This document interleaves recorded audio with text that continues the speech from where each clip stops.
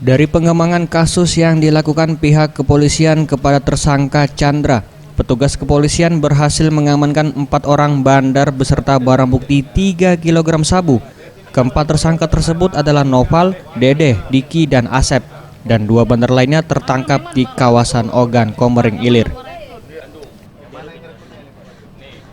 Kapolda Sumsel Irjen Pol Zulkarnain Adinegara mengatakan hasil penyelidikan pihaknya yakni paket sabu tersebut berjumlah 5,9 kg di Palembang dan 4,1 kg sudah lolos ke Kendari dengan total 10 kg. Pihaknya pun membenarkan jika jaringan Nova Nurianan merupakan jaringan Jawa Barat.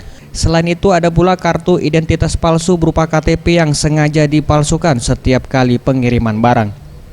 Kembali hari ini kita merilis, karena menurut saya ini benar-benar di luar dugaan kita. Rupanya yang jaringan Kendari yang belum pernah kita tangkap, dan 3 ya mati ya, masih 3 masih jalan.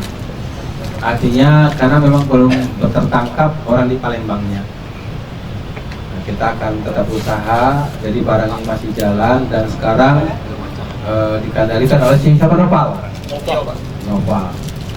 Jadi pertama rekan-rekan sudah tahu, 1 ditangkap dari aviasi security, koordinasi dengan kita, dari dia dikembangkan waktu itu 1 ini kemudian dijelaskan, kemudian saat itu juga dikejar di kereta api, tertangkap 4 orang dengan 5 bungkus ini.